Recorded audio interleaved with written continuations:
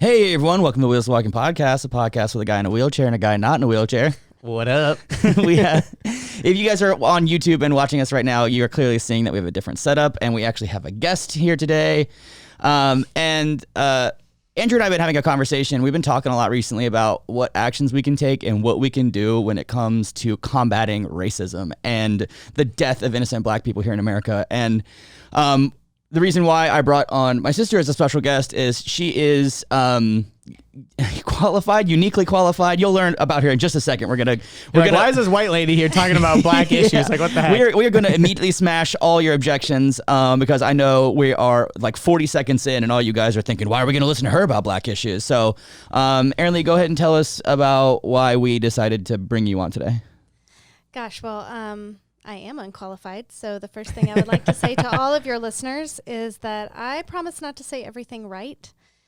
It's not all going to come out right. There's going to be some things I say that are offensive, maybe even wrong, but I'm going to try to speak from my heart. I am married to a black man. I have 2 mixed race children that I'm raising in America, and that does not in any way actually qualify me in any way, shape, or form to talk about racism.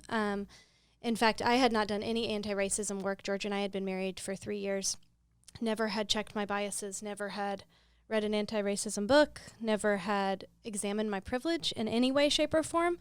I think back of all the things I did that were like actually microaggressions to him or just unknowingly. I was very ignorant. I loved him, as a person, but that did not give me a pass, so I do not get a gold star or deserve a microphone to talk about this. But I will say that when I was pregnant with my son, some very gracious, loving women came around me and informed me that I have no idea how to raise a black son in America, and that is what began my journey. And I'm still on that journey. I will be on this journey till the day I die. I've joked with my husband, what's it like to be married to someone who's always going to be 1% racist? Like, I'm always going to miss stuff, right? Yeah. I'm never going to do it right. I have no idea what it is like for my daughter to walk into a room. I can try to learn about it. I do not know what it's like to be her in the world. And I know that my heart loves her. And I love my son. I love my husband. So the only thing that qualifies me right now is love, and the fact that I will say I have spent the last 10 years really trying to unpack a lot of my unconscious bias, my actual bias, understanding more about my privilege, and also doing my very best to learn how to use my voice and to take action against racism. Yeah, that's perfect. Yeah, totally. That's one of the things that like Andrew and I have a unique opportunity because we are fortunate enough to have a big platform, and I think it would be reckless and just outright ridiculous if we didn't use it to have this conversation. I mean, this is my family we're talking about here, like my family, and that's something that I can't, just sit on. I can't sit on. It's uneasy. It's kind of gross too when on social media right now there's so much posting about all of these issues, and rightfully so. It's a major issue. This feels like a revolution is happening, and it's in the backdrop of coronavirus and all this stuff. It's like the perfect recipe for like anarchy and chaos. Totally, but that's what revolution comes out of. And it feels revolution comes from that. It feels very silly of us to just like go on about our business. So we felt like we really needed to have this conversation and more conversations like this. Because business as usual is almost even more insulting when people have a massive audience, when people have listeners, when people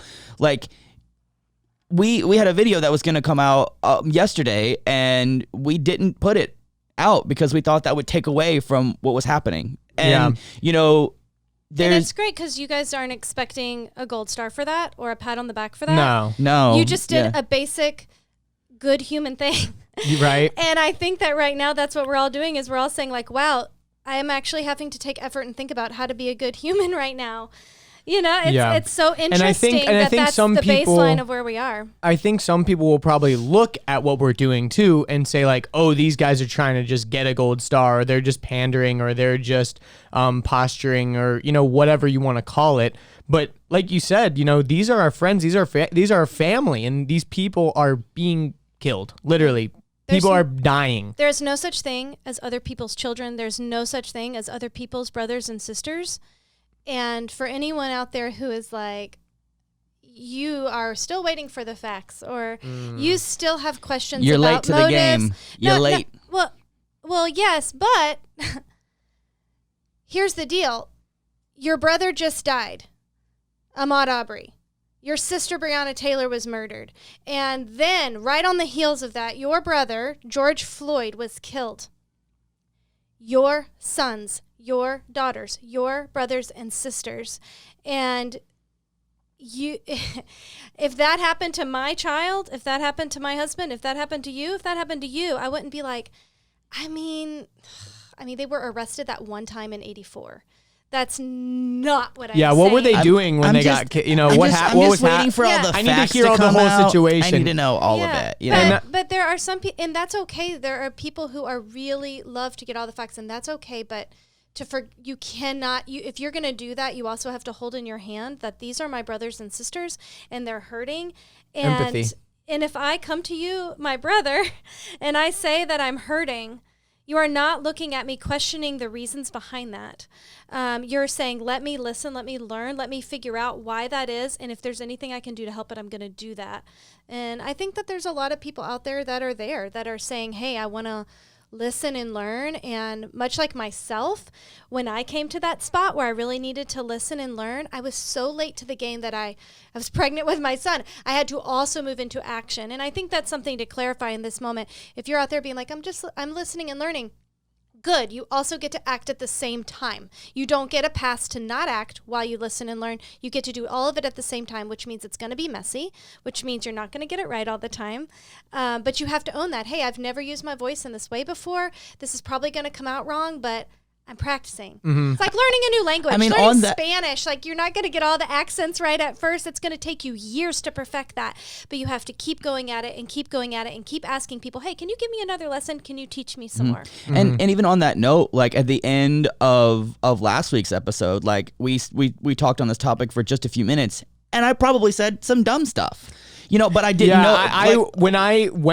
When I saw that clip come was a out, day later, and I was kind of like, cringed because I I was like, no, what the hell did I say? Did I say anything bad? Because it was the day before the riots and the first protest started. No, if Friday night was the first set of riots, and Friday morning is when our episode came out. So that night, it was like, oh, and crap. And that's actually what I wanted to say right now. Today is June 3rd, so it's Wednesday, June 3rd. So whether this comes out 2020, yes.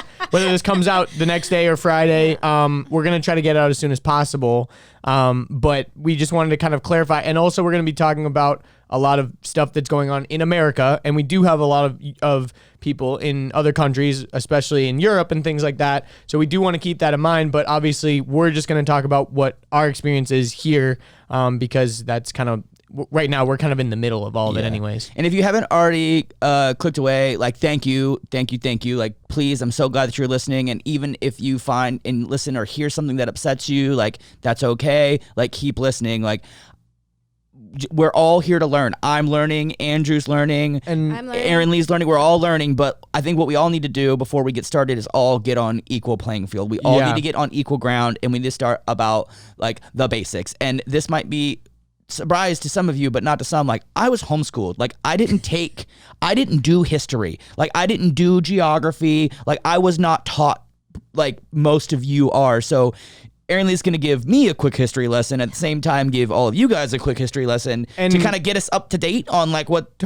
even is, racism and slavery and systemic racism. But we're going to get to all that. But like, let's find some let's find some ground we can all stand on right now. And I wanted to point something out too real quick before we get into it, is that a lot of our audience is people with disabilities, and people with disabilities are a minority group, and they are discriminated against. Absolutely. And so I think a lot of what we're going to talk about totally applies to a lot of the people listening. And if you're listening and you're able-bodied like myself, you can probably have a lot to learn. So anyways, You're probably the only minority group, honestly, that can draw a cleaner line because you have not chosen your plight.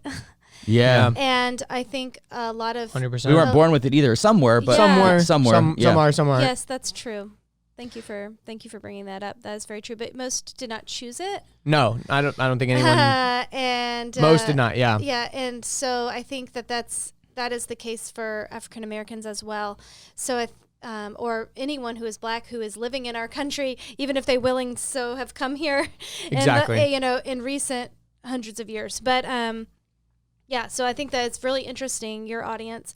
And I think it's awesome that, I mean, you can't be in a space where you're talking about intersectionality or inclusion and not talk about this. Totally. And I also think about, like, able-bodied me would be out on the streets protesting and getting into fights, and you know, like I am rowdy and was rowdy, but here's the thing, I'm a wheelchair user now. I can't even run away from something, so Sure. like I can't put myself in that kind of danger. But what I can do is leverage the platform that I've built for other reasons, for this reason, because Totally. it's a unique opportunity. And you guys know me, I'm not one to like really Sugarcoat things, or not only that, but I mean, there's certain things like I do and don't talk about, but there are some things, like, you guys know that I don't sugarcoat things. I've got a lot of big opinions. I'm super divisive. So if you guys are a big fan of this show, like, you're already going to be probably in anyway. But it's all of the people that hopefully you send this to, or somehow it gets shared, or whatever the situation is. But you know, if you're a fan of me and a fan of Wheels to Walking, and what we're doing here is, like, our mission is literally to help people. Yeah. And I'm in a position right now where you guys get a unique experience, where I always talk about, like, the therapy that I've gone through, and, like, the sponsors that I have in my 12 steps, and, you know, like, people that I talk to. This is the first time that, like, I have a brother-in-law and a niece and a nephew, and, like, I'm still learning these things, like, right now, in this moment. You guys are literally watching me learn this right now. I don't know. I'm an idiot. I know I'm an idiot. But because I've been able to be so open and honest and raw and vulnerable with all of my liabilities and all the things that I'm kind of just an idiot with, I'm not afraid to sit here and be a, you know, like, just sit here and learn. We need more people that will say that and say, hey, like, I love all people. I have no hate, and I have never done anything to dismantle white supremacy. Exactly. I love black people, and I have never done anything to examine my unconscious bias. Like, you can be both of those. So this is your time. Yeah, because I'm doing it too. Me too. Let Andrew and I be the power of example right here. Totally. Let us. You guys are coming on a journey along with this right now to figure out all that lives inside of me. Because it wasn't until I got started with Wheels to Walking, and it wasn't until all you guys started calling me out in the comment section about how much of an ableist I was, did I realize I was even an ableist. I didn't even know what that word meant. I had no idea. And then once I learned what that word meant, and then I realized that I had internalized ableism. I had a lot of hate towards myself because, one, I didn't like me, but I also didn't like disabled people because I didn't want to be a part of that group. I didn't want to be associated with. I thought I was like, go away. It's a bad thing. You guys are nothing but a bunch of losers. Like, you guys are all pathetic, and, like, everyone wants to help you, and I'm not like you. And, like, I remember feeling that way. And it's funny because everyone in this community who's called me out and has set me straight, like, I've learned to realize, like, yo, like, I have some deep-seated stuff, and I wonder that with racism too. Like, totally. Am I, without even knowing it, maybe a low-key racist? If you are white, you are. Yeah. And let's all raise our hands right now. Hey. I am a racist. Like, can we please do that? Because until we can name it, we can't change it. Until we can own it, we cannot move forward.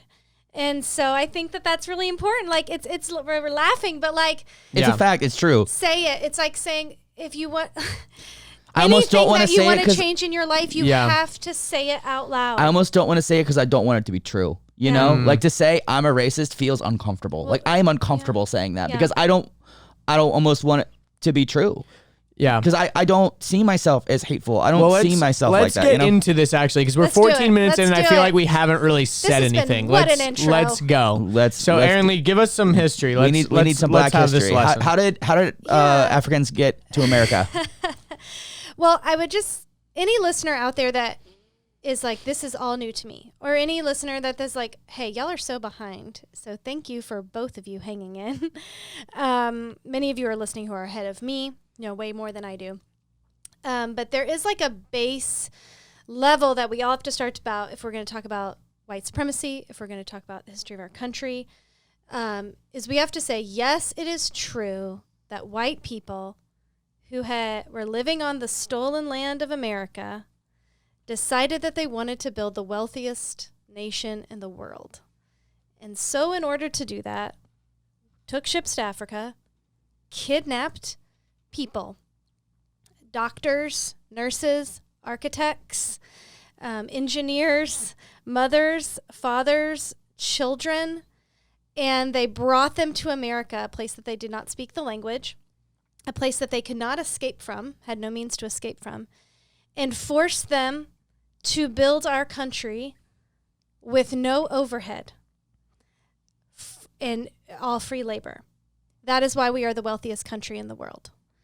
And so if anyone disagrees with that, it's going to be really difficult to hang with any of the other discussions because But isn't that just a fact, though? Like, how can you disagree with that? You could disagree with the fact that we're the wealthiest because we're in a shit ton of debt. We're in a lot of debt. Yeah, that's true. Well, thanks to the Corona economy. Yes, never mind. But at one time, we are a global superpower for sure. Yes, that is the USA is very powerful. That is how, in a very short amount of time, our country went from pilgrims to being a superpower. Now, that if you disagree with that, like I would say, hey, like that's okay kind of because your history books didn't teach you that in school. In America, we have a very whitewashed history in our elementary schools, through high school, through college, all of that.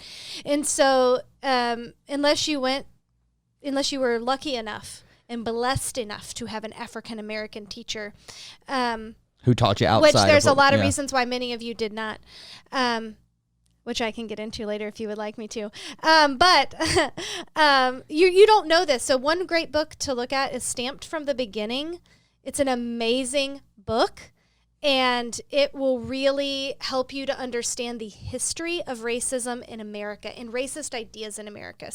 But before we can go anywhere else, we have to agree this is how Black people came to be in America in the beginning. This is what our country is built on. Our economy has been built on the backs of free labor of African American people.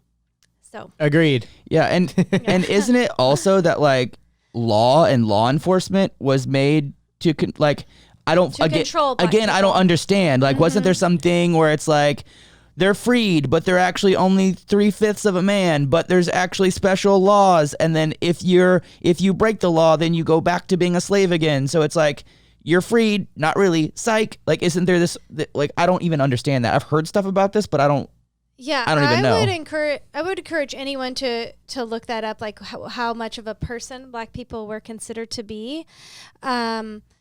A lot of this was for control in government. That is why the southern states had more control in government in the early years, is because they had more slaves, and they counted slaves as people, so that you had a greater population, so that you had more representatives in government, but they were not allowed to vote. So, or if they did vote, it was only like 3/5 of the vote. No, they were not. 3/5 compromise or something else. Slaves were not allowed to vote, but yet white owners would count them. They were counted as part of the census. So that's why there was more representation by southern states in the government. So, but that's neither here nor there.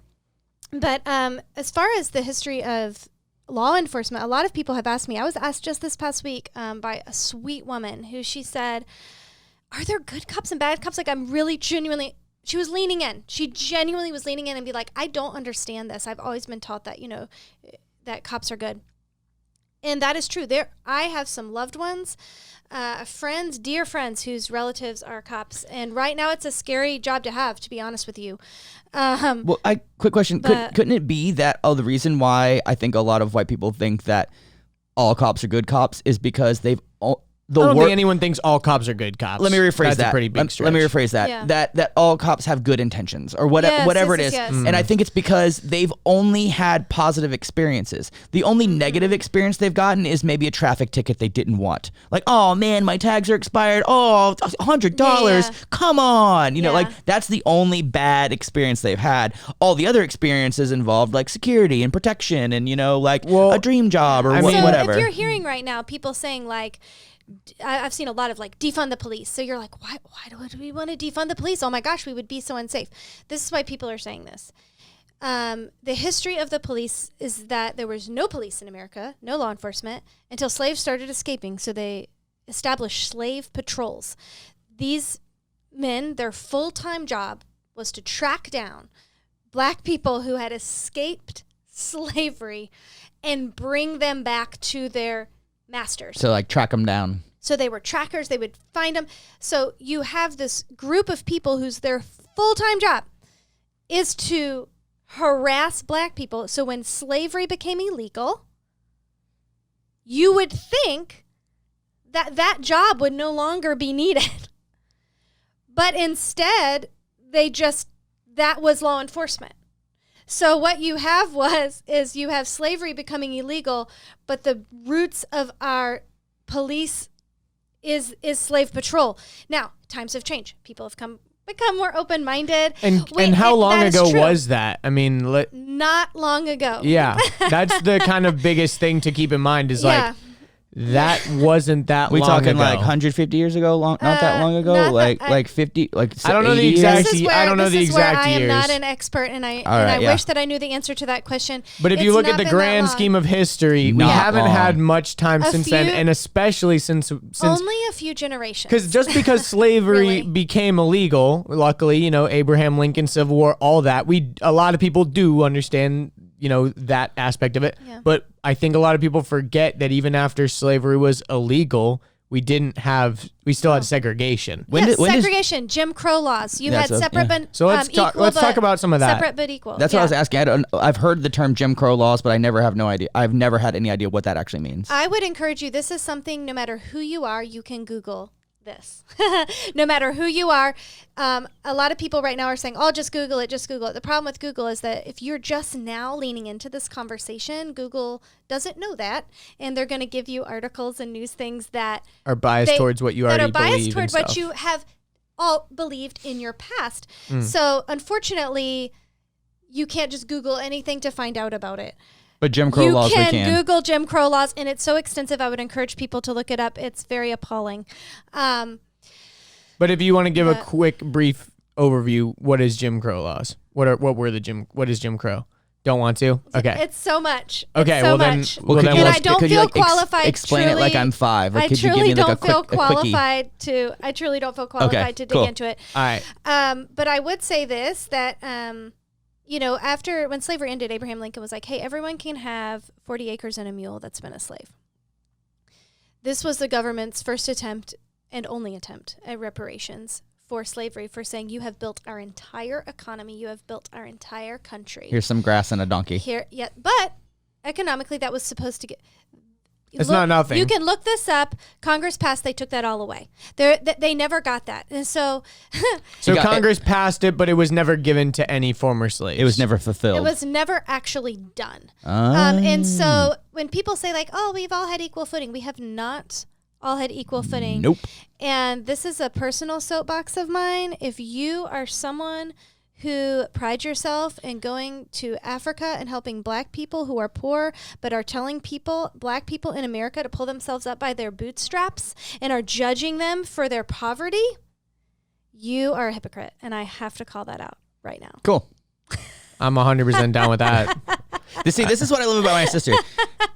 The personality that you guys know about me of being very brash and I'm very direct and very speaking my mind. This is the influencer. Very speaking my mind. This is. I like to speak my mind. Older sister energy right here. Yes, for sure. So, obviously, a lot. The reason why we're talking about this in the first place is because of police brutality and police. I mean, it all kind of, like you said, like you mentioned in the beginning, we had Ahmaud Arbery, we had Breonna Taylor, and then we had George Floyd, all kind of domino right after each other. But those are just the most 3 recent ones that were notable. I mean, I remember Ferguson. I remember Trayvon Martin. That's how bad it's gotten. It's just like school shootings. I don't even remember them. School shootings? Yes. School shootings. But let's keep in mind with school shootings that people can kill 10 plus people with a machine gun, and the police have managed to de-escalate them and take them out of the school alive. Yeah, I've seen that. Yep. So let's very just true. They give them they give them a hug. Yeah. and just hold them. And they've had a really hard life. Yeah. Yeah, but they're troubled youth, and they just need counseling. But the reason why I'm bringing this up is, so like I said, we've had these recent notable deaths, but also we're not just talking about killings, because, for example, if George Floyd hadn't have died, I don't know if it would have been as noteworthy. I mean, we would have seen a video of a cop kneeling on a guy's neck, but it wouldn't have gone as viral or gone as crazy as because he died. And it's unfortunate that he did, but there are so many other instances of police brutality against black people in particular, and that go unchecked, that go unrecorded by a cell phone, and maybe Breonna it doesn't Taylor. exactly, and that maybe doesn't even result in death, but still is reflecting police brutality. Can you kind of talk about that? Because I think a lot of people don't understand why black people in particular are being targeted more than white people, because I think a lot of people just don't believe it because they haven't experienced it. Well, I think they also haven't seen it either. And the ones they have seen, they're like, oh, that's just a few. You know, it's like, these are the ones you have seen. Imagine all the ones you haven't seen. Or imagine the ones that, due to the people you talk to or the people that you're around or the media that consume or the places that you shop, you don't know anything about it. Totally. But why in particular? I mean, you said it earlier that police were based on, you know, this police force, this we racist never took police force, that system down, and it never got built a taken new down. one. Yeah. But And how is is that still the but same? how has that translated, and why has it not been reformed? Like what? Why? I mean, No one cares. white people and That's money, right? why. Because we've never cared before. Mm. Enough people have not cared that black people have been dying at the hands of officers or being harassed. A friend of mine, a very good friend of mine, posted the other day, he said, how old were you when a cop first pulled a gun on you? And I mean, it was listed. It ranges from 13 to 18. All these things. So these people have not been shot, but they've been harassed. I've never had a gun pulled on me by police. Yeah, I think I have maybe and once. I'm gonna say this wrong. You can look these stats up on Campaign Zero, which I would encourage everyone to check out because it gives you step-by-step things you can do in your actual area to combat a lot of this, and tells you exactly how to talk to your mayor, tells exactly what policies, because everyone's like, oh, we need new policies. Well, what are those? It tells you exactly what those are that we need. But one of them, I believe it is only a quarter of the top 100 largest cities in America actually have laws against police pulling guns on citizens. Wait, isn't there always one? 70? I may get this wrong, so look it up for yourself. But I believe it's 75% of the 100 largest cities in America. It is not illegal for a police officer to pull their gun on someone. Period. So that's a policy. That is something that needs to change. We have never cared enough that this is happening to our brothers and sisters. I hope we care enough to do something about it right now. Yeah, weren't you saying there was something about a similar statistic about choking and strangling? Yeah, there is very few cities in the top 100 largest cities in America, very few cities that actually have laws or policy for their police officers against strangulation or chokeholds. That is something that you can talk to your mayor about and say, I don't believe it is right, white or black, that anyone by a police officer be put in a chokehold. There are ways to control it. There are lots of de-escalation techniques which we see constantly used against white people. I have a joke. I can't remember who said it first, so I'm stealing this from someone. But they said, always use the Taylor Swift rule. And I love it. It says, if this would have been Taylor Swift, would we have the same outcome? And If Taylor Swift would have written a forged check. The most, would that have happened to her? No. And that's the thing, is that all of you who are waiting for all the facts or who want to point out the past of these of people who are being murdered. Well, one, we all have pasts. Two, there are white celebrities. Take Taylor Swift. If she had all of this history, take any white celebrity that has had a lot of history with the law or with, bad conduct. Iron Man, Robert Downey Jr. This would not have happened to him. This would not have happened to her. So for people to say, "Oh, we don't know if this was racially motivated," if it didn't happen if it would not have happened to Taylor Swift, it's racially motivated. Let's call it what it is. Again, if we cannot raise our hands and say this is what this is, we cannot fix it. I agree. I think there's two kind of big subjects that I think we should kind of cover separately, but two very big subjects that we need to cover before moving forward. And one, I think, would be white privilege. So, and the other would be kind of like this Black Lives Matter movement that's come out of this and like why we're protesting. But maybe right now, because we're kind of talking about this Taylor Swift idea. Let's talk white privilege for sure. Privilege, because I think a lot of people don't think that it's real. I was one of those people when I first heard the term white privilege. I said, well, I'm a free American, just like this guy is. How do I have any more privilege than this black guy next to me? So yeah, explain what white privilege is and how it's real and how it's perpetuated. And also, like, you can even talk about like how other white people benefit from it without even knowing it. Yeah, we benefit from it all the time. Just being married to my husband, George, this is something I will see all of the time. At our children's old school, whenever my kids would forget their lunch, which we're the parents that forget our kids' lunch, I could run to the school and there was never a problem with me taking it to their classroom, ever, or taking it into the cafeteria, ever. One time I was unavailable to do said run of forgotten lunch, and George did it, and they would not let him back. Same entrance lady. So you could say, oh, well, maybe it was a different day. Maybe they changed the rules the day before that happened. Maybe she's had a bad experience because the last dad she let back stay too long. I don't really care, but like those kind of things happen every day. Because you can always chalk it up to but blah, blah, blah. It's always a fluke. It's always a coincidence, whatever. Every day. I do not know of a single black person in America that I am friends with or related to that would say, I feel safe everywhere I go. That is white privilege. They don't feel necessarily safe in Target or in Kroger in their own neighborhoods. I got some white privilege I'll shed. The other day, I was out with Jalila. We were driving around. We ended up on this gravel road next to some railroad cars, and some like undercover like police officer like flipped on his lights and pulled me over.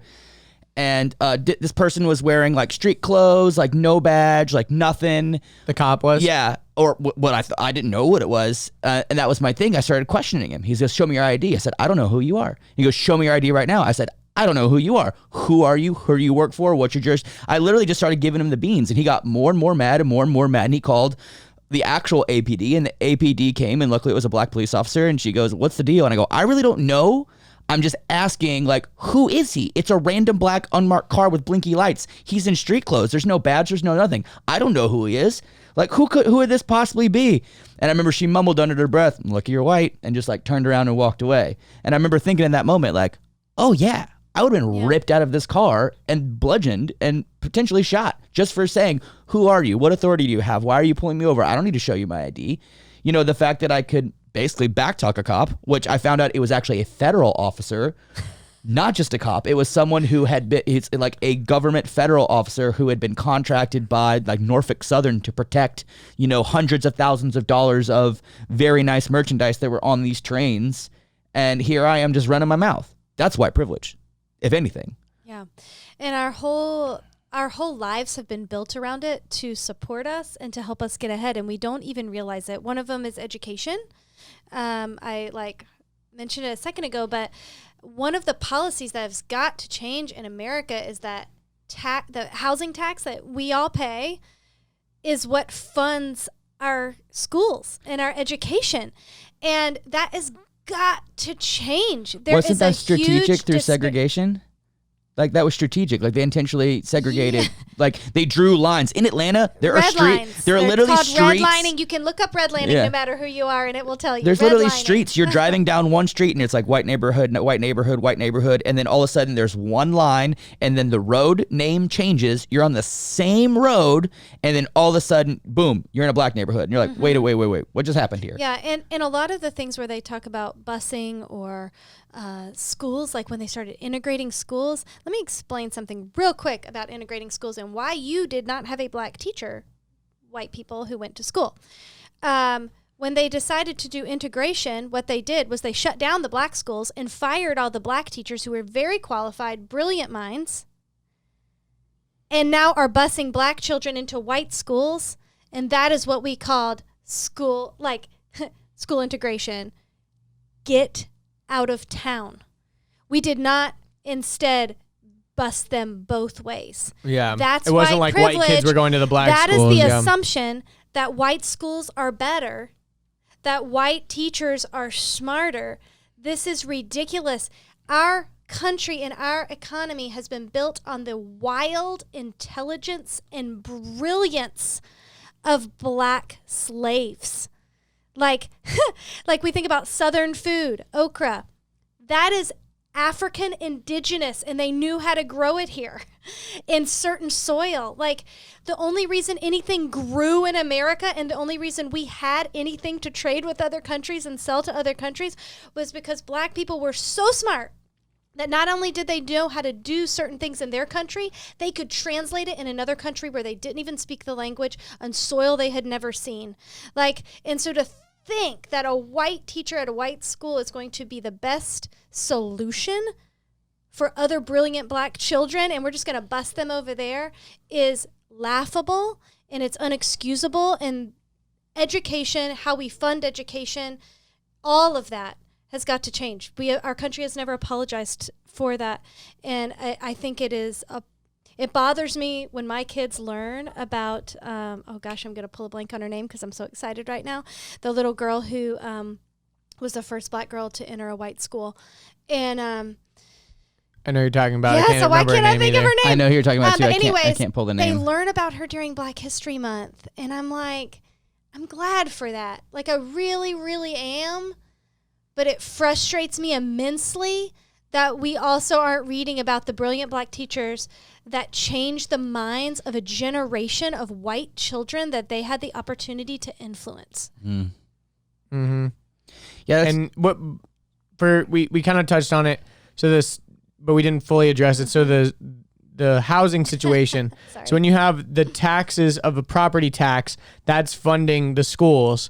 So for example, if you were in a neighborhood with really crappy houses and they're very cheap houses, the property tax is not going to be a lot. So that means the school is going to be not funded. And historically, those neighborhoods were black neighborhoods. So the black, quote unquote, black schools were like defunded. Yeah, and so you have the less, quote unquote white neighborhoods were more funded. Yes, exactly. So therefore you're going to get better teachers at schools that pay more. Because like you said, people in Europe, they don't understand this. Like, Yeah. how is there such a thing as a good school or a bad school? What the heck? Yeah, Like that yeah, doesn't yeah. make that doesn't So- compute. I bet a lot of our listeners. And you have to move into a good neighborhood, quote unquote, to get into a good school, or you're gonna have to send like it's either like, And oh, we're sending them to unfortunately- private school, or we're gonna go to a good Yes, school. We're gonna I've- move to a I've good heard area. of rich Yeah. black people. For example, Kevin Hart talking about how he hates the fact that his black kids go to a basically all white school because he's rich. Yeah. He's like, he's like, I almost don't like it. But here's the thing. The reason that exists still in America today is generational wealth. Mm-hmm. So our white people, like our ancestors, have given us generational wealth. Some That was some of us. I mean, I will, but we all have privilege. agreed. I'm just saying that Yes. like not all of us are like descendants of slave owners, is what I was kind of getting at. But yeah, I agree. Like there's definitely generational wealth, but Yes. there's also a lot of white people that like were Italian immigrants and stuff. Like you know, Absolutely. they came to America to be an immigrant they for chose just to the same come here. reason. But they Yes. did chose to come here. They chose to come exactly. here. I Yeah. was just saying For usually economic gain or freedom. And so, because I think there's a lot of poor white Yeah. people out there that are like, I ain't got privilege. I'm poor as shit. What are Yeah. you talking about? I Generational think wealth. about us. I mean, let me I ask mean, you. no yeah, one's ever like, given me a yeah, cent. Yeah, Yeah. our family is not like. no yeah. one's ever given me a cent, but I had the opportunity for education. Yeah. I was blessed with a name on a resume. That sounds white when you haven't met me. There's a lot of things Not that anymore. I have. Not anymore. No one can pronounce it. Actually, people are very disappointed when they meet me. I'll be honest, because like when I They I've think you're gonna be really corresponded on cool. email, and then they expect to meet someone very exotic, and it's like this half Italian girl from Georgia. So it's a big disappointment. Yeah. When people see my name first before. meeting me. That's funny. Yeah, but that's a privilege that we have, like that we have, right? It's so much easier for us to have a good education. I know this is not blanket across the country. I know the system does not work for a lot of people that are white. That is a very real thing. That is also true. There's a lot of very Yes. poor, very disparaged, very. Yeah. Destitute And white it's communities not for okay. sure. It's Yeah. not okay. But that's not what we're talking about. No, it's not. Well, wouldn't you think they'd be on the same team, though? You'd be on the same part. It's I like, would think. want- wait a You minute, would let me think. get this straight. You're poor, I'm poor. Let's team up. We need to fix this problem, right? Like, wouldn't you think that, like, that? I mean, obviously, I got a different perspective here because, like, I don't know. I don't think that's how people think. Yeah, I mean, I know that, but like to me, it seems so simple. It's like, oh, you're a poor person, I'm a poor person. High five. Well, I think all of us, people right now who are undersimplifying it have a point that we are all brothers and sisters, but the problem is we're just not acting like it. Like that is not to oversimplify it, but we are treating other people like ideas, or we're treating human beings or people across, literally the street from us, Or statistics. like a number or As an idea or a concept. Or, we always try to call it saying these people, there's a reason why that's so offensive. You're not only lumping all people who just simply because they look the same together, just like white people don't want to be all lumped together. But it's like we're just not looking at them as our brother and sister. We're not saying, man, you're hurting.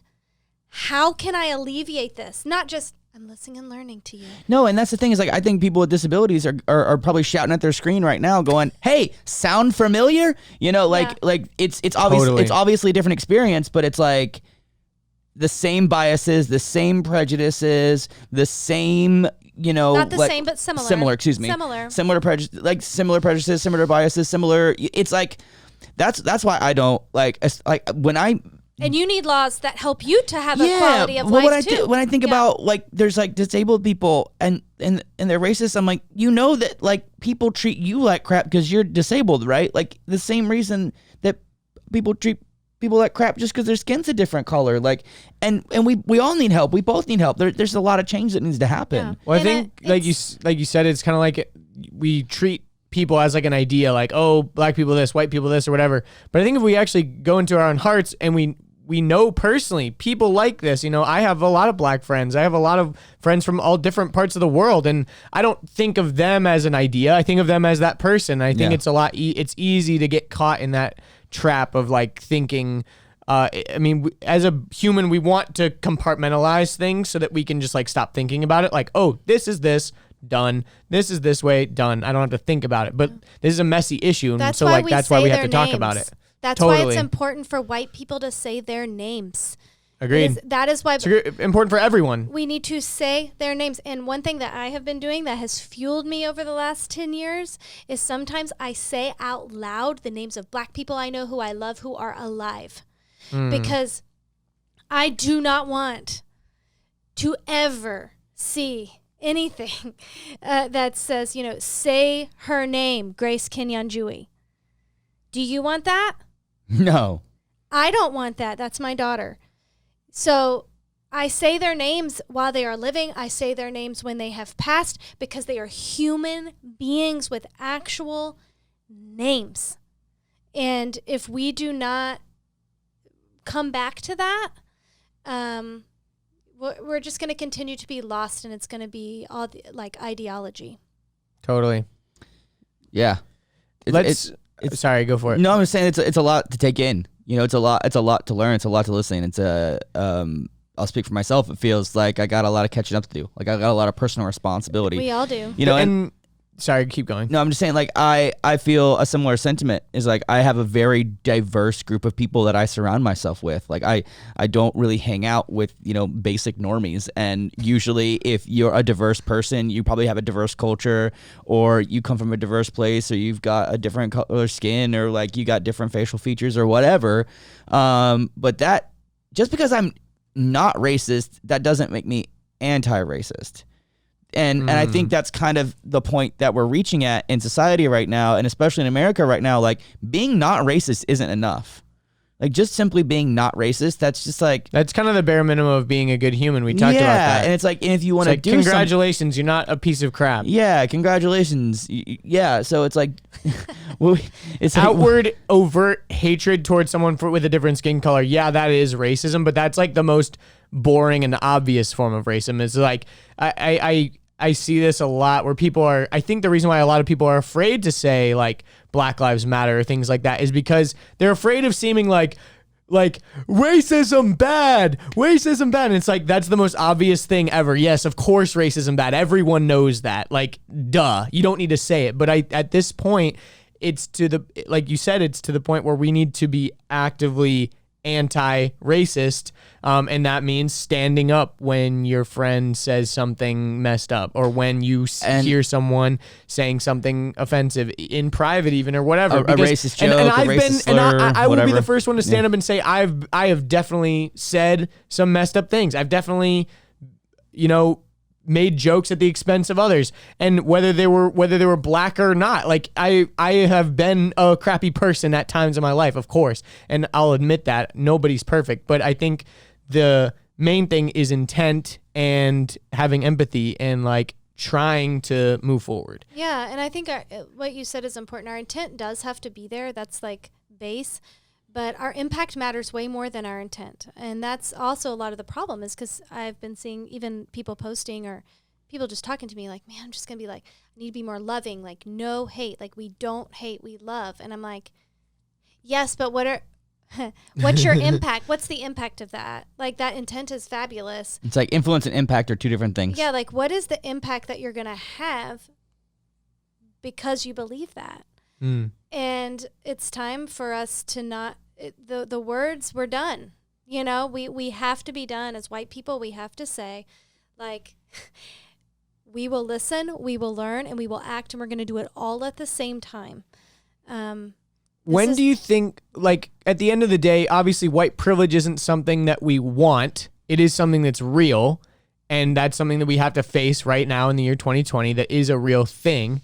Ideally, in the future, it wouldn't be a thing, right? Like, because I think at some point it feels like weird. Equality it feels existed. Weird to talk about, like, face the facts, guys. Black people, they're being discriminated against, and white people, we got privilege. And it's like, when do we come to a point where it's like we call it a success, or will there ever be a point? I mean, what can we strive for? Because I think that's the hard thing is, as like a white person, I wasn't born asking for this, and the same thing for anyone else. As a Hispanic person, as a black person, as anyone, you don't choose what skin you're in. And so it's hard for someone to say to me, you know what, you're a piece of crap because you were born with this and you need to face the facts and society has conditioned you to be this way. I didn't ask for that. But at the same time, I do need to face those facts.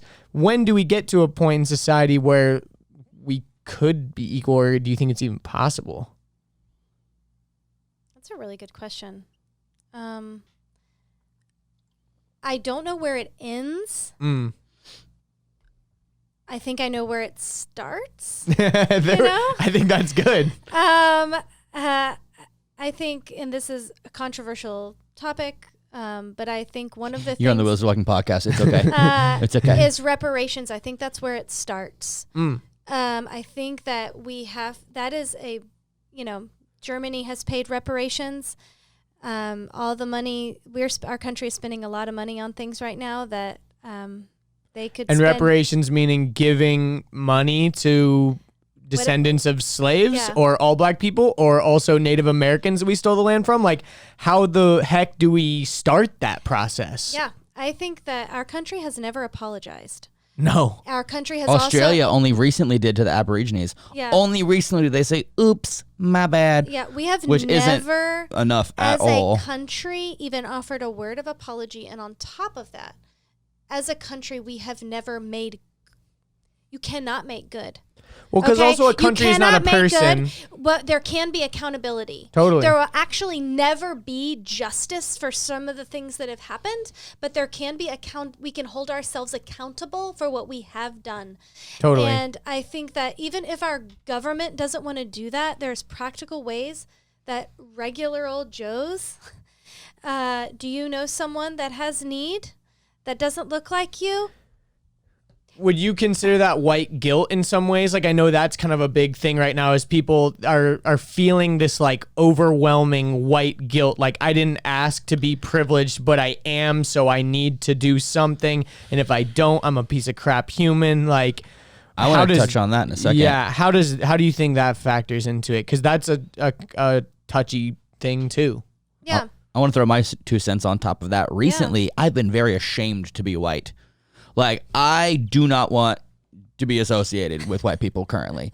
Like, I don't know. I'm just not fucking with it. Like, I don't know. It just like, it makes me uncomfortable in my skin because I know when people look at me, they're like, is he one of those white people? Like, I literally like, it's just uncomfortable. It's very uncomfortable. That's you putting that on yourself though. Okay. You know? Totally. Like, you're also black people have always wondered if you're one of the good ones or not. right. But no white person is wondering that. That's Well, what all of us as white people are putting on ourselves right now. I would say some white people have definitely been guilty of wondering if the black person is quote unquote one of the good ones too, because they have biases towards black people as, you know, criminals and all this stuff. So isn't like, that the ultimate- I think it kind of goes both ways, but I think it goes down to, like you said, regular old Joes. We have to, it's kind of like the who said it? I don't remember. Like, you have to be the change that you want to see in the world. It's like Gandhi. Yeah, sure. Yeah.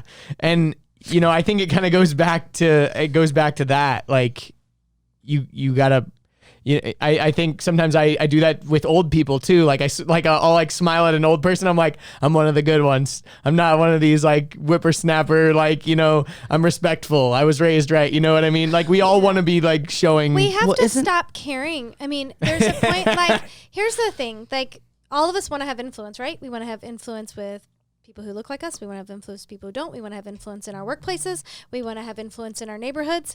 Like, we know that that's how change happens, but there comes a point in time where sometimes we have to choose, who am I going to have influence with right now?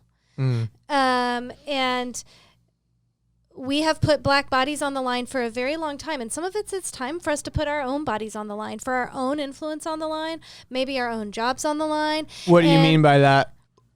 Like, if you notice something in your workplace, Say something. say something. And it's okay to make a stink. If you notice it, there's ways to or do it something that are, risky, like talk about racism on your podcast. Yeah. That's not risky anymore. Exactly. Sorry. Right now it's not. It's for not. sure. No, it's not. Yeah, But well, for some people, they are well, then worried how about come, that. how Like, come it's all a these political issue. how about all these It's celebrities that not. aren't saying shit? Or excuse me, all these celebrities aren't saying anything? How about all these influencers that aren't saying anything? How about all these people that have all these massive platforms that aren't doing anything because it doesn't meet the brand. It doesn't match the brand. Sure, but also, I think it's not our job to judge anyone for can't. what they're doing or what they're not And doing. we don't know what they're doing to be a part of the revolution that's bigger than us. True. So we can't judge them, but I will say this is everyone has a platform. Some of us have bigger platforms, some of us have smaller platforms, and you should be leveraging your platform. Maybe your platform is your bank account. I don't know, but you should be leveraging the platform you have for justice, period. Like, it does not, like, end of discussion in some way, especially within a way that you feel passionate about. And so, yeah, like, and I mentioned this to you earlier, like, would you have waited 5 days to say something if it would have been my George who was murdered by a police officer? No. It took 5 days to make this podcast. So, like, I'm not calling you out per se in that. No, but you have a valid point. And when you called me out, I was like, make sure you say that on the podcast because it's true. Yeah, so it's like, true. Like, so I've had an eternal debate. We did talk about George Ask Floyd yourself, last week. when though. your granny dies of natural causes, you don't wait 30 minutes to post it on Facebook. But, like, if your black brother and sister is murdered, you are waiting days to come up with a response that feels like right and appropriate and that everyone's going to like. We're not all going to get it right. We're going to say wrong things. That's not an excuse. We have to get better. We have to invite people to point out the ways that we can be better, but it's not an excuse to stay silent. Some people not being silent is going to be just talking to their racist family members, just talking to their bosses, talking to coworkers. Or how about when a friend drops an inappropriate or racist joke? You don't laugh at it and go, bro, not cool. Don't do that anymore. It's 2020. Do you understand the point? Hey, man, not cool. Don't do that anymore. Don't you know the year that it is? Society. Yeah, I mean, exactly. We live in a society. We don't live you know? in a society. No, but also be like, that was racist. Yeah, of course. And don't ever say that again around me or we can't be friends. Like, let's draw some lines. Yeah.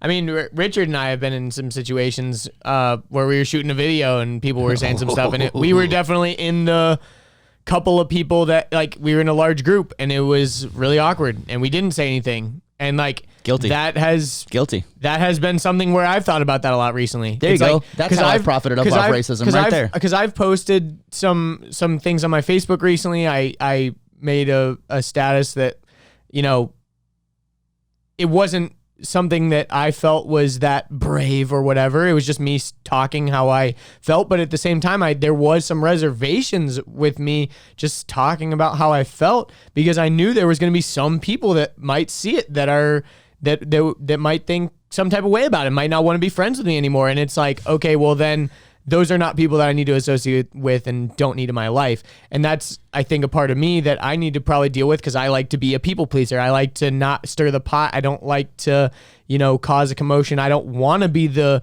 source of people feeling uncomfortable. I mean, obviously the word uncomfortable, you don't want to be uncomfortable. Yeah. And that's your privilege, that you get to choose that. Exactly. You get to choose to be uncomfortable. You get to choose to be uncomfortable or not. Yeah. To decide.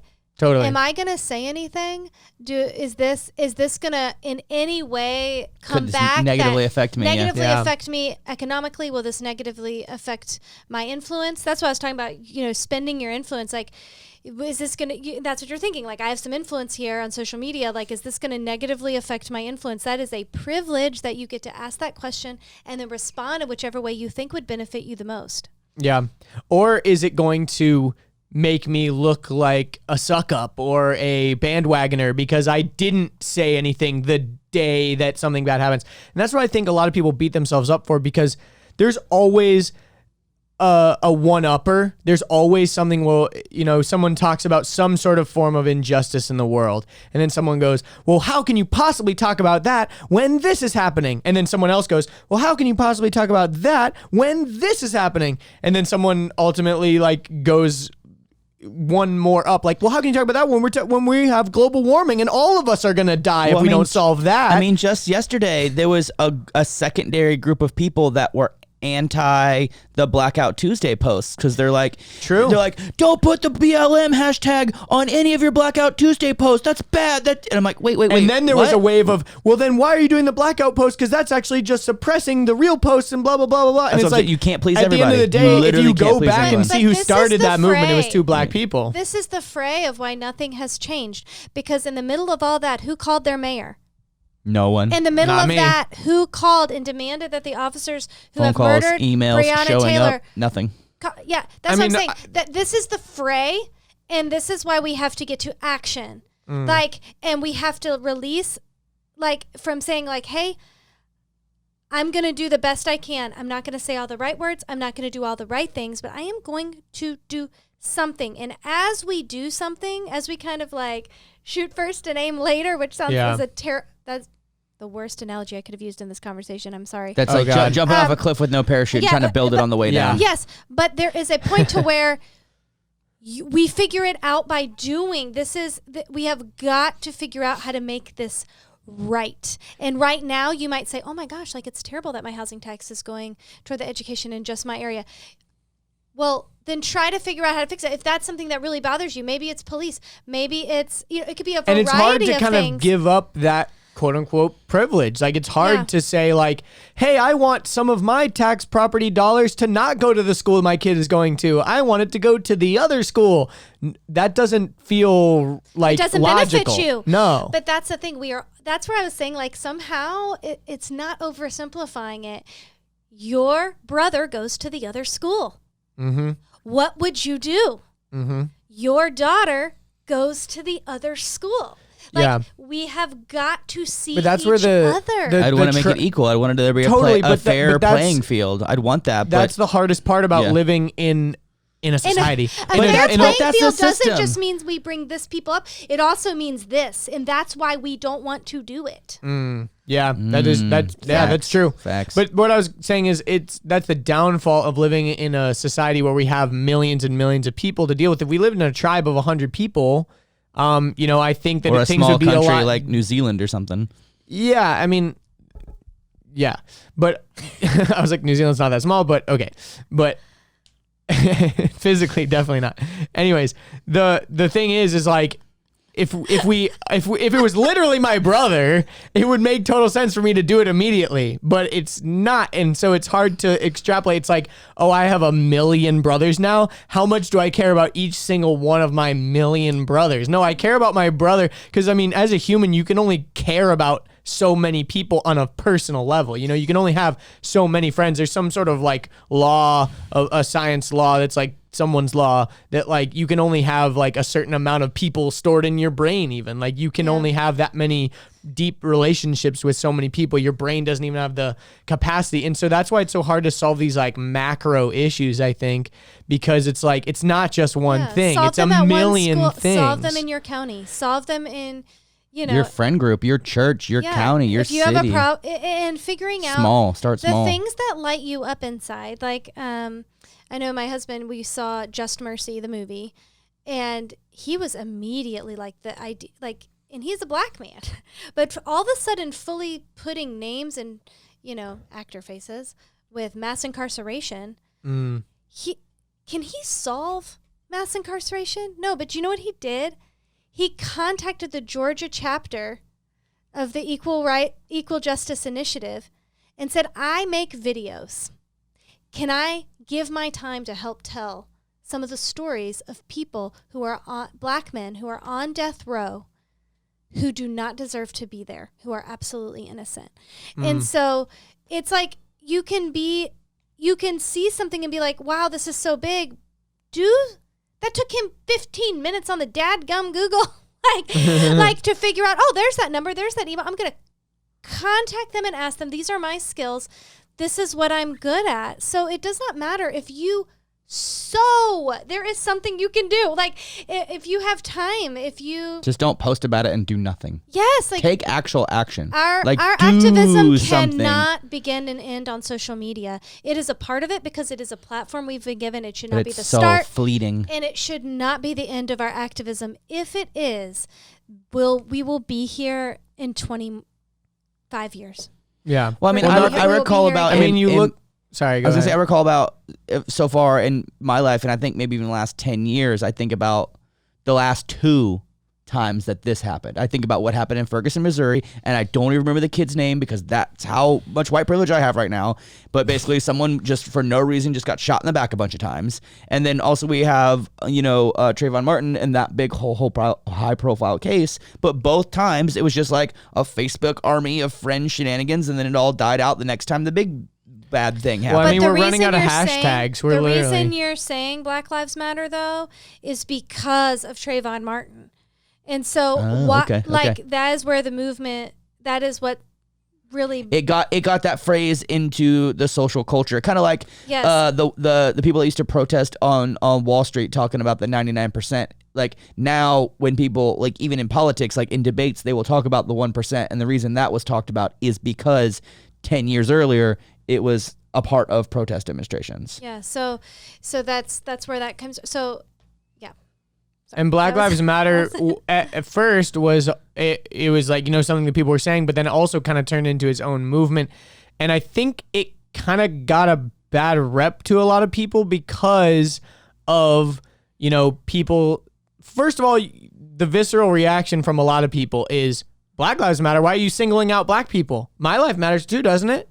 And so you're like, you think that by saying Black Lives Matter, you're also saying that these other lives don't matter. But it's like, no, Black Lives Matter full stop. Like, yes, they do. And I think everyone can agree with that. And I think originally when people first started hearing that, they had a visceral reaction to it because it is uncomfortable. Our visceral reaction should be that we actually have to make signs and say that.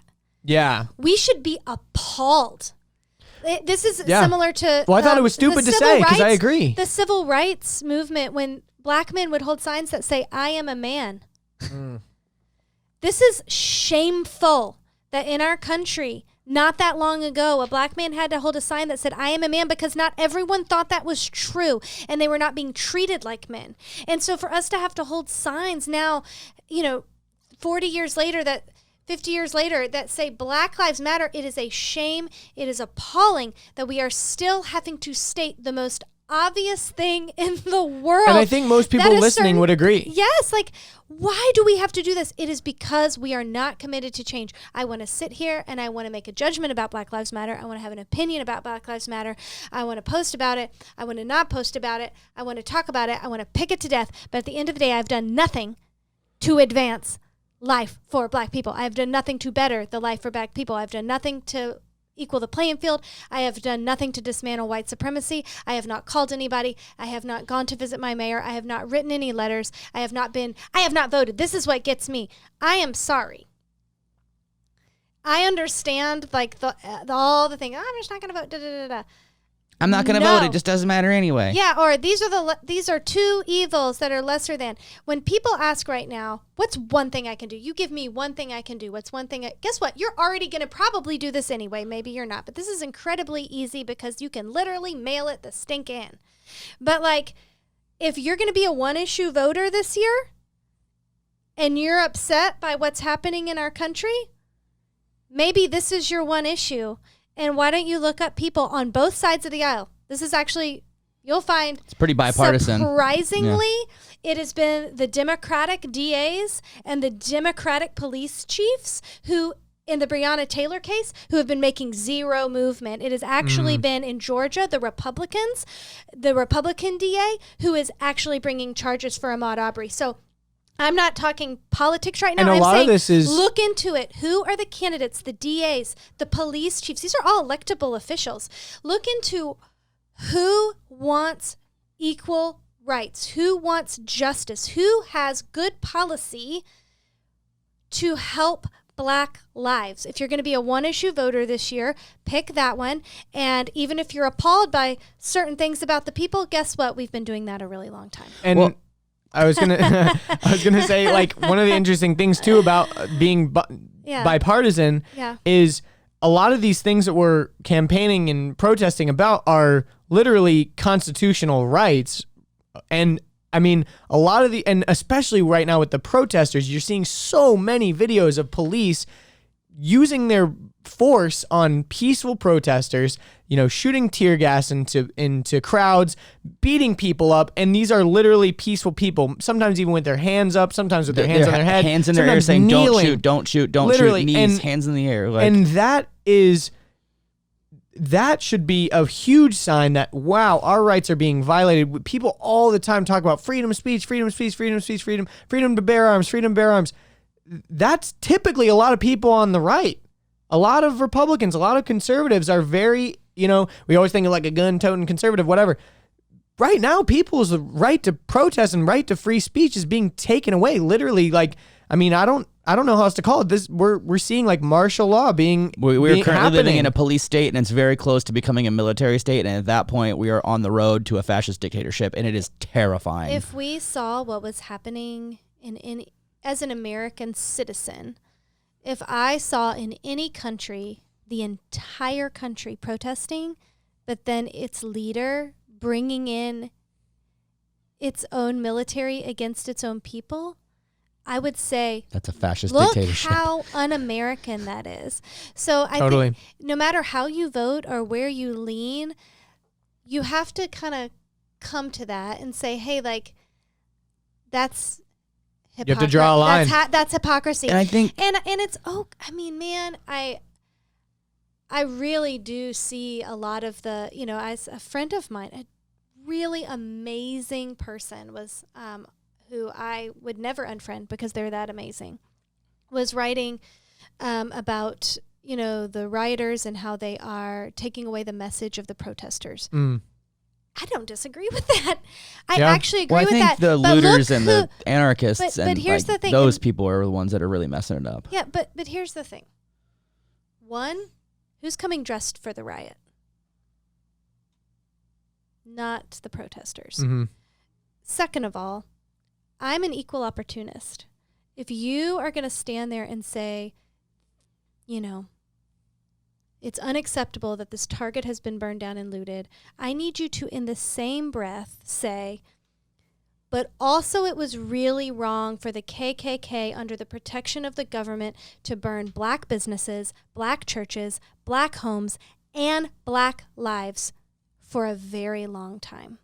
I need you to say them both in the same sentence. If we're going to talk about destruction of businesses, let's talk about destruction of businesses historically, and let's be equal in our, if we're going to call that out, let's also call this out. Let's be equal opportunist here. And but I think a lot of people will say, will say like, yeah, well, I didn't own slaves. I'm not a member of the KKK. We don't live in that time anymore. That time is past. That's in the past. We're talking about right now. This is not right. Blah, blah, blah, blah, blah. What do you know, cause again, that's not untrue. I didn't own slaves, but but black people are still dealing with that. And it's not all black people. Some black people immigrated since then. Some black people are not descendants of slaves, but they are still dealing with the police brutality. They're still dealing with the social stigmas, all that kind of stuff. Yeah.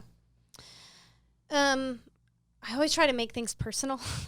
No, I think that's good. So personally for me, if let's say you're married to someone who's been cheated on a lot in their past, or you're dating someone who's been cheated on a lot in their past, a lot of trust issues. Are you just like catering to them? You know, hey, this is 2020. It's me we're in a relationship with. I've never cheated on you. I've never cheated. I don't have to call you. No, you love this person and you understand the hurt that they've come from. So you actually adjust yourself. You actually pivot. You actually allow that love to change, not just how you feel on the inside, but your actions on the outside. And if all I did was say, you know, I love you on the inside. You just got to trust me. No. I have to actually modify your behavior. Change your actions. To do something to communicate to you that I hear you, that I understand where you're coming from, and I'm going to do everything I can in my power to make your world more loving and to help you trust me. So while that is a personal, you know what I mean? Like, I know that analogy breaks down in a variety of ways, but I think it applies to that question. Totally. I think also, I mean, you're in a relationship with a black man, you have mixed children, you have black children. How do you think that you've embraced that fully? Like, you know, obviously no one can deny that. And I think that's a beautiful thing. How do you think other people, you know, like us, I'm not in a relationship with a black person. Like, how can I do other things like that? Like little things that I can do to be like anti-racist. Like, what can I do? Yeah, you do have to educate yourself because you do have to know where it comes from, right? So if I'm in a relationship with you and you've never told me that you've been cheated on, I'm going to feel like you're actually controlling to me, right? I have to know your past in order for this to work. So there is a point you've got to educate yourself on Black history. You have got to educate yourself on the history of slavery, the actual history of slavery. You have got to educate yourself on what happened in Tulsa in the 40s. You have got to educate yourself on Jim Crow laws. What happened in Tulsa in the 40s? The government, it was considered Black Wall Street. It was where a bunch of black people went. They were getting It was like the most thriving black community in the nation, right? Tulsa, like one of Tulsa, Oklahoma. Tulsa, Oklahoma.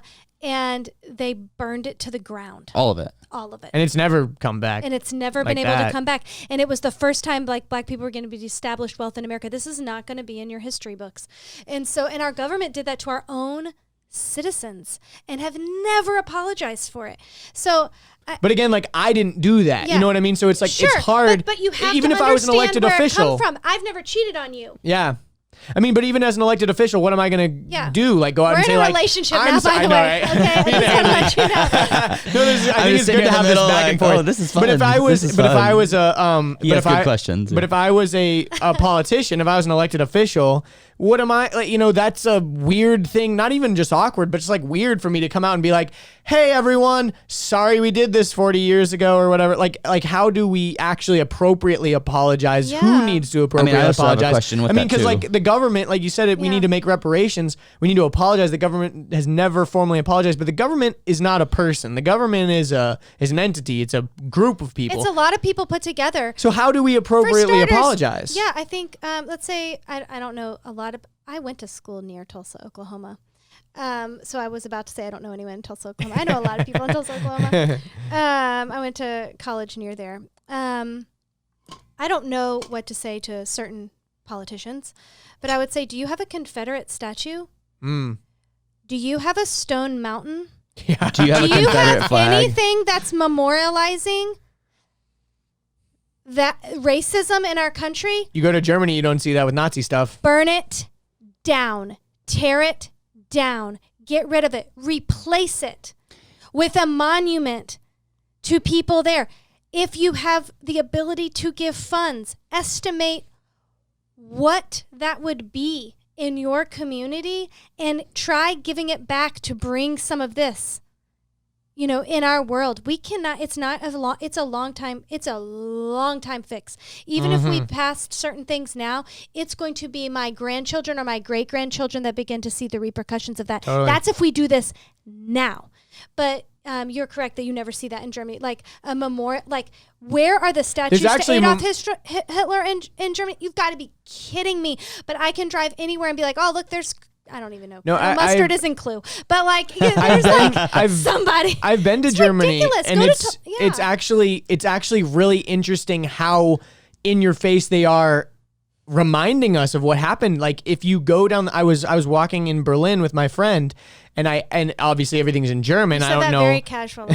I was walking with my friend. I mean, in Berlin, he's a very world-traveled individual. I was walking in Berlin with my friend who lives there, and I was asking her, I kept seeing all these flags with different things written on them, and I kept seeing things on the sidewalk, and I was like, what is that? What does that say? What is that memorializing? And they said, oh, that's right there. That was like, this house was the house of a Jewish doctor that got killed in the Holocaust. And then I was like, oh, what's that? And they were like, oh, that's saying that on this day in this year, this happened or whatever. Like everywhere, it is a constant reminder of what happened there. Yeah. Everywhere you look. You don't get to fly the swastika flag. Oh, it's illegal. And that's another It's thing. illegal. Let's make 100% it illegal to illegal. sell Confederate flags. Let's make it illegal to fly them. We have got to stop. Like those are the kind of things. Like I don't know if What? that'll never fly in America because never fly in America. LOL. We can fly free that flag. market capitalism. But it'll never Freedom fly of in America speech. because we are so in the freedom of speech, whatever. Obviously, you're still a crappy person if you think that that's cool. I mean, I get the whole like children proud, whatever, but like screw that. No.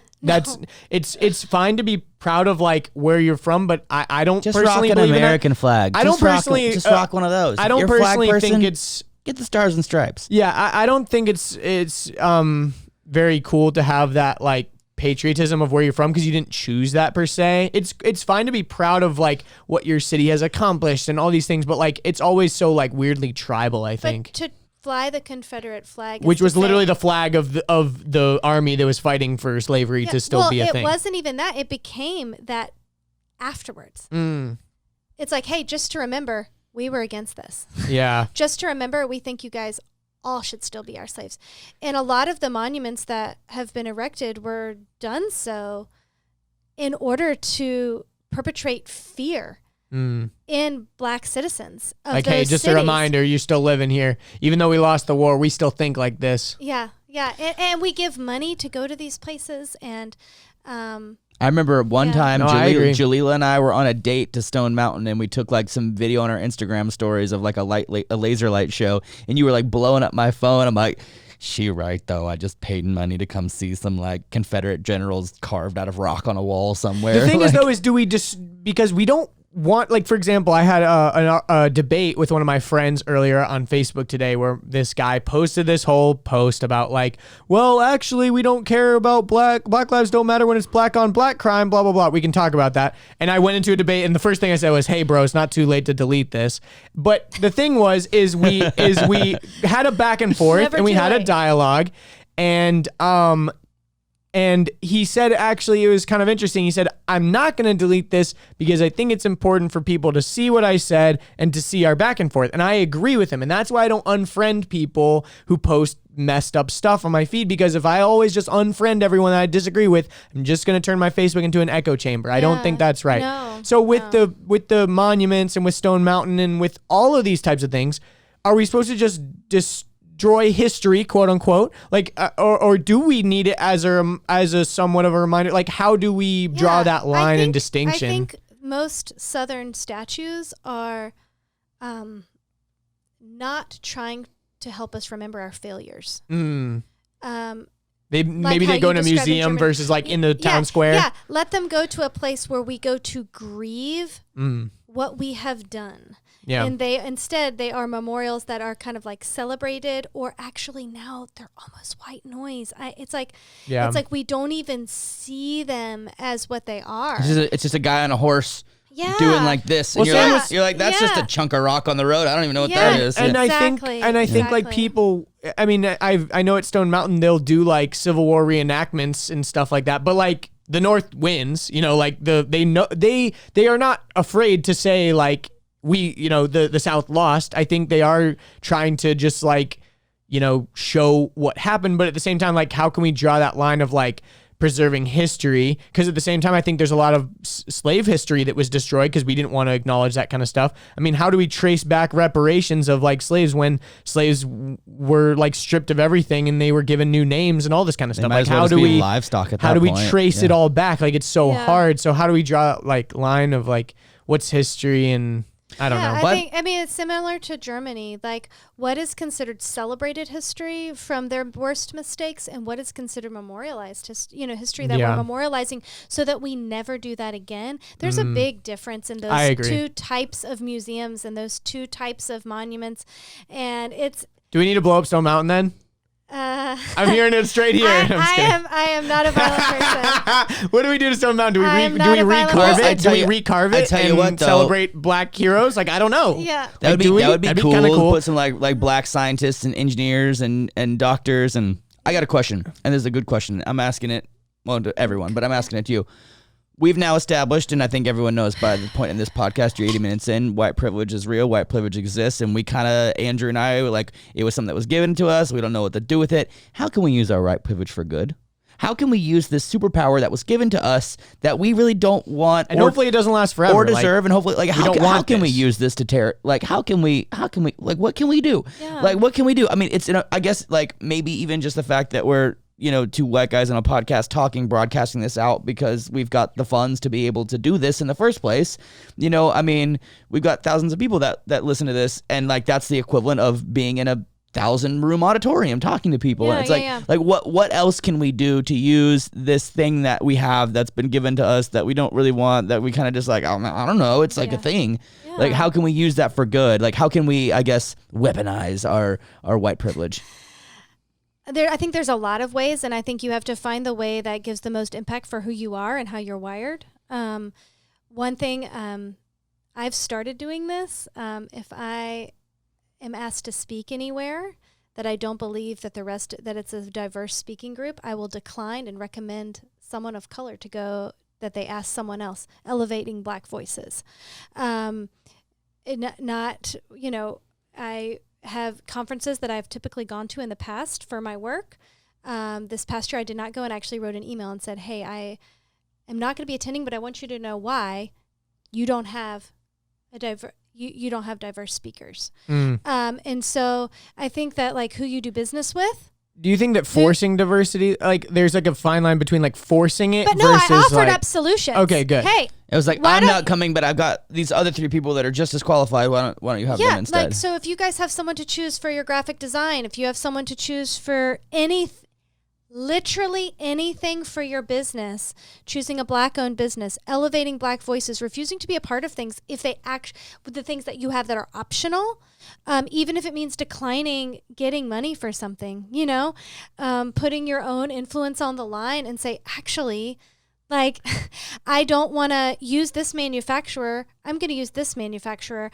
I actually, like, I'm not going to be a guest here because you have never had anyone of color as a guest on this. Yeah. And in fact, this person over here is just as awesome as me, and they would be a diverse voice for your conversation. So just elevating the voices of people, finding those voices that you respect, listening to them, letting it cost you something. If you're not uncomfortable and it's not costing you something, you're not using your white privilege. It has to make you uncomfortable. So it has to actually cost you something. There's cost, and it makes me uncomfortable. Or if there's risk of loss, or risk of uncomfortability. Ooh, I like that. That's a good measure. That's a good gauge. It's like otherwise it's just easy. It's just you. Here's another thing that's kind of interesting. I feel like this. Here's another thing that I think is kind of interesting too, because I think there's a lot of people out there going, well, what about me or whatever? And I think that there's valid points about like, okay, you know, I'm Chinese. What about me? I'm Hispanic. What about me? I've been, you know, I'm Japanese. I've been discriminated against. What about me? And I think the main thing right now is we've kind of established that historically in America, Black people have been so disenfranchised, and we took advantage of Black people in such a horrific way that it is time to, like you said, it's like support Black business, blah, blah, blah, blah, all that stuff. It's like, well, what about supporting Chinese business? What about supporting all these other types of immigrants? Yes. Agreed. Yes. But it's like, hey, we're coming for y'all too. Don't forget about disabled people. Don't forget about y'all too. Like, don't forget, like, hey, I know about the Japanese internment camps and all that stuff too. Like, don't forget, like, we know what's up about that too. But like Black people in America, like the history of America, if you look back, hey, let's go back to the beginning. Who was the first people that got, you know, disenfranchised? Well, first of all, Native Americans. Second of all, Black people, you know, like, but Black people right now, it's, I hate to say this, but you know, it's like right now it's like the topic of discussion. So let's focus on that. But there's so many other people too, but it's like, we gotta solve issues one at a time. And right now this is like a really big issue that we can all get behind. Yeah. And it's also an issue that's so different. I've heard people say like, well, slavery, there were slaves in every country. I mean, there's and every country's benefited from slave labor. Systems. There's all sorts of things. Like, I get that. Or even the argument that like white people were enslaved once. This is the only situation where not the only, there were some when East Africans were taken to India and to Asia. So aside from that, but that's very, very long time ago. Not an excuse, but it's a very long time ago. Lots of slavery. But in our modern history, this is an account of us literally kidnapping. Like, it's not the same. Yes, we've gone into countries and we've pillaged them.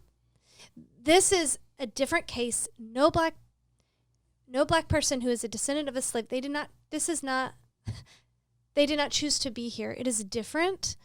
It is just entirely different. There's a lot I could say around that, but I think that it's important to know the difference and not try to draw comparisons to all different things. Yes, everybody matters. Like, we know that. But Black lives don't right now. So that's what we're paying attention to. And it's not even that Black lives don't right now. They do, but it's society and and police are showing us that they don't. We're seeing happen with police brutality. We're seeing how broken this system is. And I think that we are proving that Black lives do matter, because you're seeing protests in every single state, in countries around the world. And I think that right now it's a beautiful time, because we're seeing that. That's crazy that it's worldwide. That's the part that blows me away. Like, that's some revolution. Like, I think about over the years, all the big protests we've seen and big dictatorships being taken down, and things like Greece and things like Turkey and things like Venezuela and things like Iran and Syria, like all this stuff. But it's like most of those protests weren't worldwide. Those were pretty localized. I mean, Hong Kong, like, pretty localized. There, not a lot of people gave a single crap about anything. And now this is different. Like, this is worldwide, baby. Like, again, but like a lot of those protests for a lot of different things. Like, what am I going to do in America to protest Hong Kong? Go into the square and hold up signs? Like, I don't know. But the thing I think that's so resonant about Black Lives Matter is there are Black people in every single country. You know, Black people are represented everywhere. And I think a lot of people, even if they aren't from slave descent and across countries, yes, they're Black lives still historically are you know, they have not, and across country lines, across history. British rule in many countries in Africa. I mean, and we're not saying that because it's like a cool thing. Like, like it's obviously terrible, but we're just like pointing it out and shedding light on it. And I think it's a important time. Yeah. Erinleigh, you have a lot of resources that you wanted to share too, of like actual places people can go. She's been dropping some really cool resources. So you've been grabbing them for the show notes, yeah? Yeah, like what are some other places, where else can we go? You know, now that people have made it all the way to the end of this podcast, how can they take action? Yeah. I feel like right now, if you're on social media at all and you have any sort of you're following a diverse, it's almost overwhelming. There's too many resources. Like, so many books, so many articles, so many things.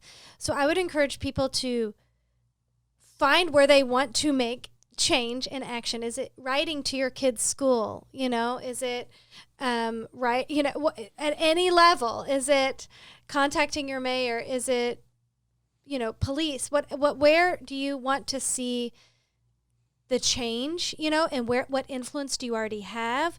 And then figuring out best ways to do that. If you're trying to figure out a way to address your boss, there are sample letters online where you can download them. And hey, this is a way that I can address this. That if you're wanting to know of how to contact your mayor, look it up. It's public knowledge. There's even some websites you can go to, you click on it, you put in your name, you put in your state, and then it generates an entire email for you, and you just press send. Yes, and then ResistBot, I think, is one of those for contacting people. Follow Grassroots Law. Yeah, on Sean Instagram. King has been posting a ton about that. Grassroots Seems Law like one of the best gives you real actual solutions things right now. to do. An amazing solution that is completely, and I'm so sorry because I don't want to say it wrong, is it's called Campaign Zero. I would encourage everyone to check out Campaign Zero. It details out the exact policies in policing. So if you're not like, oh, we need better policy in policing. It's like what policy in policing? It tells you exactly, and it tells you how to go and the percentages, and you can look how to look it up in your city. Barack Obama actually posted. Oh yeah, he did a banger really of a post. Banger. Helpful post. I went to the links and I actually felt a little overwhelmed, but it is step by step. So here's the thing: are you committed to the change? Are you willing to spend 2 hours wading through that?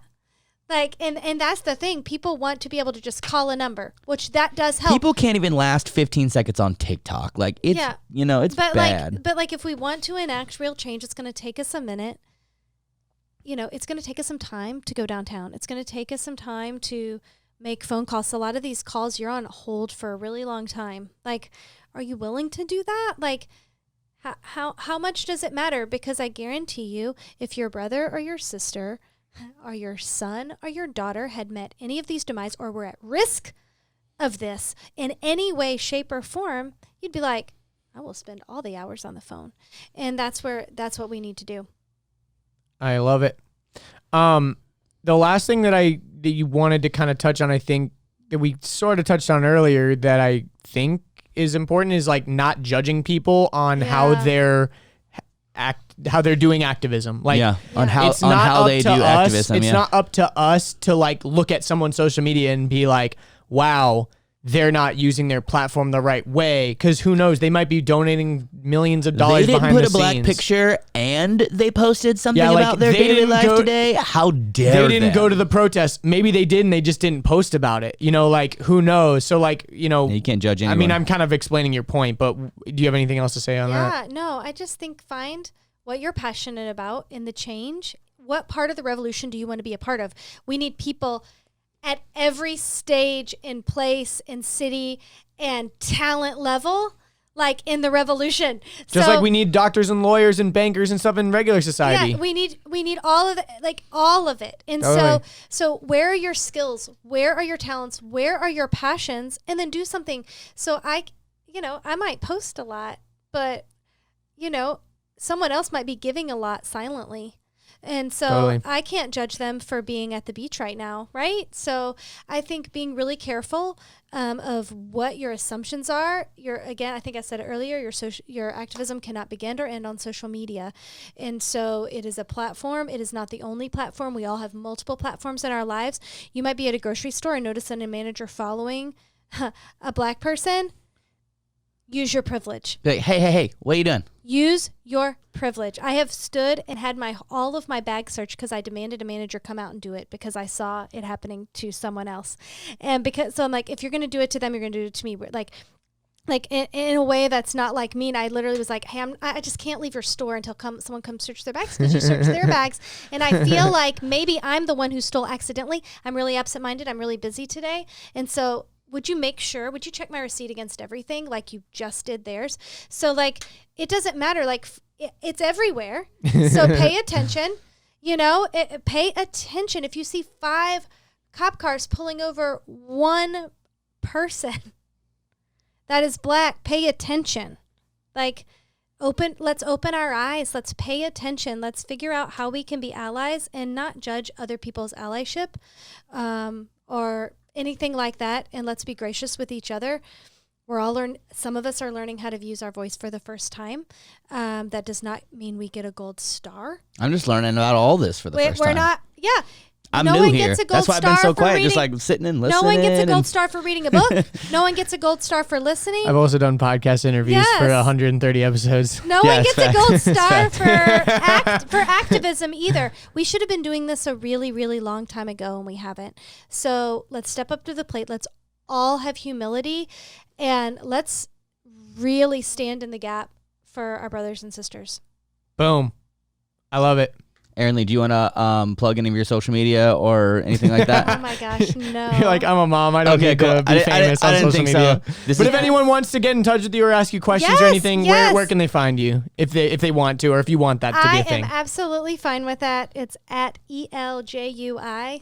On Instagram? Yes, on there we go. Instagram and Twitter that I never check because I'm a mom. So just DM her on Instagram. Yep, that's right. Or leave a comment or whatever. Yes, and I just want to thank you guys for even stepping into this space. There's not a lot of people who are willing to say, I don't know, but I want to know and I want to do something. And that kind of honesty is such a great step, and it's such good modeling. And I'm proud for my children to see you as a white man who is saying, I will protect you at all costs. And so I think that we need more people that will do that. Yeah, so. Boom. Yeah. All right. Awesome. You want to see how rough our out is? Check this out. I'm excited for this transition. Follow us on places.